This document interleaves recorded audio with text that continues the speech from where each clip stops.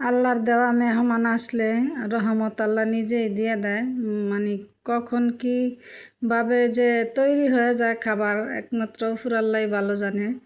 আর যাদের বাসায় মেহমান আসে তারা জানে যে আল্লাহর রহমত বর্ষিত হইলে আল্লাহ মেহমান ফাটায় ওই ঘরে।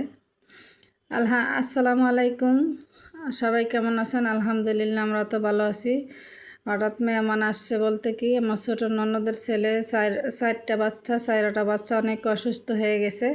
সেজন্য ছোটো ছেলেটারে হসপিটালে ভর্তি করব, সেই জন্য আসছে ছোটো ননদ। এখন আজকে ছুটি হয়ে যাবে, ওরা হসপিটালেই আছে। আমরা বাসায় ছিল, বাসার থেকে নিয়ে হসপিটালে ভর্তি করছে। তারপরে এখন ইয়াতে আছে, হসপিটালেই আছে। বিকালে রাত্রে ছুটি হলে রাত্রেই চলে যাবে বাসায়। এখন সেই জন্য রান্না করতেছি, বাচ্চার উচিলায় বা মেহমানের উচিলায়, আমরাও খাবো মেহমানও খাবে। সেই জন্য এখন এখানে মুরগির রোস্ট রান্না করার জন্য পেঁয়াজ টেস্ট সব কিছু কাইটা নিছি। এখন রোস্টের মশলা দিয়ে কষাইয়া নিলাম। রোস্টের মশলাটা এখানে সামান্য ঘরে টক দই ছিল না, তারপর বাদামও ছিল না। আমি কী করবো, পরে একটু দুধ দিয়ে তারপর লেবু দিয়ে দই বানিয়ে নিলাম, টক দইটা দিয়ে দিলাম। আর এখানে রোস্টের মশলা, আর এই মশলাটা না ভালো না, কেমন জানি, আর স্মেলটাও তেমন একটা ভালো আসে নাই। তারপরে মাশাল্লাহ খুবই মজা হয়েছে রোস্টটা। দুপুরের জন্য শুধু রোস্ট করছি আর ডিম, এই দুইটা দিয়েই খাবো। আর রাত্রের জন্য শাক দিয়ে মাছের মাথা দিয়ে রান্না করব, আর সাজনা দিয়ে আম দিয়ে ডাল রান্না করব, আর সাথে মুরগি মাংস ভুনা করব রাত্রের জন্য, আর সাথে ভাত থাকবে। আর দুপুরের জন্য এই যে রোস্ট মশলাটা কষায়া রোস্টগুলি দিয়ে দিলাম। এখানে 12 পিস রোস্ট আছে। ওরা মানুষও 12 জন, আমরা ঘরে 6 জন, আর আমার ননদরা হয়েছে 6 জন। এই যে 12 জন, 12টা ডিম দিয়ে দিছি। এখানে রান্না করতেছি। দুই একটা বেশি দেওয়া লাগে, কি হঠাৎ দুপুরে খাবার খাইতে বসছে, হঠাৎ কেউ আয়সা বললে এই জন্য 2-1 পিস একটু বাড়ায় দিতে হয়। আমি সব সময় এই কাজটা করি, যে কখন আল্লাহ রহমত মেহমান ফাটায় দেয় আল্লাহ ভালো জানে।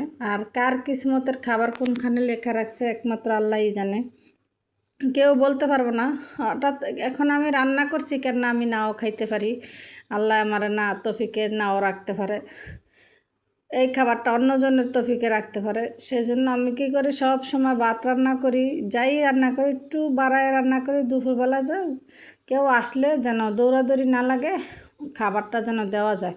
সেজন্য যেমন 1-2 জনেরটা খাবার সব সময় আমরা একটু বাড়ায় রান্না করি। 1-2 জনের আল্লাহ রহমত কি একজন না একজন দুপুরবেলা আমাদের বাসায় থাকেই, রাত্রে এবং দুপুরেরটাই বেশি, কনফার্ম দুপুরেরটাই বেশি থাকে। সেই জন্য দুপুরের জন্য একটু বেশি করেই রান্না করা হয়। এখন রোস্টটা হয়ে গেছে, বেরেস্তা দিয়ে দিলাম, বেরেস্তার সাথে চিনি মিশিয়ে রাখলাম। গরম বেরেস্তার সাথে একটু হালকা চিনি মিশিয়ে রাখলে বেরেস্তাটা মশমশা থাকে। এখন 12টা ডিম এই রোস্টের সাথে দিয়ে দিছি। আমাদের হেল্প করে, যে কাজ করে, যে খালা হেল্প করে আমাদের, ওই খালাও খায় দুপুরবেলা, সেই জন্য এইভাবে দেওয়া লাগে। আমরা মানুষ 5 জন, ওই খালার নিয়ে ধরি 6 জন। তারপরে এই যে ডিমগুলি দিয়ে দিছি, রোস্টটা আমার হয়ে গেছে, কমপ্লিট হয়ে গেছে। এখন রোস্টটা নামাই ফেলবো, এরকম মাখা মাখা রাখবো, একদম ঝোল নাই, একদম শুকায় গেছে ঝোলটা। এখন এই রোস্ট হয়ে গেছে, নামাই ফেলবো। এখন এই যে পোলাওটা দিয়ে দিছি, আমি দিয়ে দিছি আদা রসুন বাটা, গরম মশলা, তেজপাতা, কাঁচামরিচ দেই নেই, যা যা দেওয়াল দিয়ে তারপর একটু আদা রসুনটা ভেজে তারপর পানি দিয়ে দিলাম পরিমাণ মতন। এখন পানিটা বলক আসছে, আর পোলাওর চালটা ঢেলে দিয়ে দিলাম। আর বলক আসার পরে আমি কাঁচামরিচ দিয়ে দিব কয়েকটা। কাঁচামরিচগুলি দিলে মাশাল্লাহ বলক আসলে খুবই সুন্দর লাগে। ঘরে কিশমিশ বাদাম এটি কিছুই ছিল না, প্রতি মাসেই কিছু না কিছু আনা হয়, এবার আনা হয় নাই, ঈদ গেছে তো সেই জন্য আর বাজারটা করা হয় নাই, বাংতি মাস। এখন এই যে ফাঙ্গাস মাছের মাথাগুলি আমার ছোটো ননদের জামাই আনছে, ওদের বাসায় ছিল ফ্রিজে। পরে আসার সময় আমার ছোটো ননদ বইলা দিছিল, পরে আমার ছোটো ননদের জামাই নিয়ে আসছে। এখন এখানে ডাঁটার শাক, কলমির শাক, তারপর লাল শাক মিলায় এই শাকটা রান্না করে খায় দেখবেন, খুবই খুবই মজা লাগে। যারা খান তারা তো জানেন, আর যারা না খান এইভাবে একবার খায়া দেখতে পারেন। যে এই বোন বলছে মিথ্যা বলছে না সত্যি বলছে।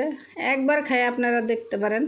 এই তো আমার পোলাওটা বলক এসে গেছে, এখন পোলাওটা লাড়াচাড়া দিয়ে দিব। একদম সাদা দবদবা পোলাও, এইভাবে দবদবা পোলাও খেতে আমার কাছে খুবই মজা লাগে আর ভালো লাগে, সেই জন্য আমি সাদা পোলাওটা সবসময় পছন্দ করি। আর একটা আছে কালারফুল পোলাও রান্না করে আম্মা, বয়স দিতে পারি না। জেঠি শাশুড়ি আসছে মাথা ধোয়াইতে, উনিও অসুস্থ, সেই জন্য আমার শাশুড়ির কাছে আছে। আমার শাশুড়ি তো বাসা নেই। আর এখানে যে ফাঙ্গাস মাছের মাথা দিয়ে এই শাক দিয়ে রান্না করলাম। আর এই তো আমার ফাইনাল লুক পোলাওটা হয়ে গেছে। এখন বেরেস্তা ভাজাটা দিয়ে নামায় ফেলবো, একটু লাড়া দিয়ে। না একদম সাদা দপদপা পোলাও, এইভাবে পোলাওটা খাইতে আমাদের কাছে খুবই ভালো লাগে, সেই জন্য সাদা পোলাও রান্না করলাম। আর সাথে মুরগির রোস্ট করলাম, ডিম করলাম। দুপুরের জন্য এটাই চলবে। আর রাত্রের জন্য আছে মাছের মাথা দেওয়া শাক, তারপর মুরগির মাংস। এই তো আমার এই যে হয়ে গেছে। এখন এই যে রাত্রের মুরগিটা মাংসটা রান্না করে রাখবো। এখন সব মশলা দিয়ে দিছি, সব মশলা দিয়ে এখন কষায় নিতেছি। কষানো হইলে মাংসটা দিয়ে, আর এখানে আম্মা শুটকি রান্না করছে। এই তো আমার রান্না বান্না একদম কমপ্লিট হয়ে গেছে গা। এখানে সাদা পোলাও শুটকি দিয়ে সাজনা দিয়ে রান্না করছে আলু দিয়ে। এখানে রোস্ট আছে, ডিম আছে।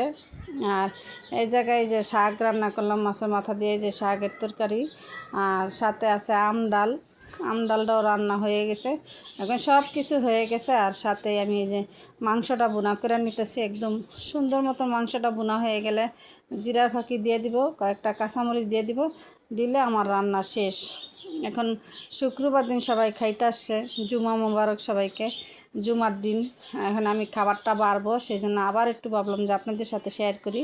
আমার এই যে রান্নাও হয়ে গেছে, সবাই কাজ কামও শেষ, আবার সবাই খাইতে আসছে। এখন খাবারগুলি বাড়বো সবার জন্য। আর আমি ফাঁকে দিয়ে এই মাংসটার মধ্যে জিরার ফাঁকে দিয়ে দিলাম। জিরা গুঁড়াটা দিলে রান্না শেষ হয়ে গেলে, তেল উঠে গেলে জিরাটা দিলে খুব সুন্দর একটা স্মেল আসে, সেই জন্য লাস্টে দিই। আর আমাদের ফাঁকি দিয়ে দেখেন কি কিসমিস করতেছে। আর এখানে কয়েকটা কাঁচামরিচও দিয়ে দিলাম, দিলে ফ্লেভারটা সুন্দর আসে রান্নার পরে।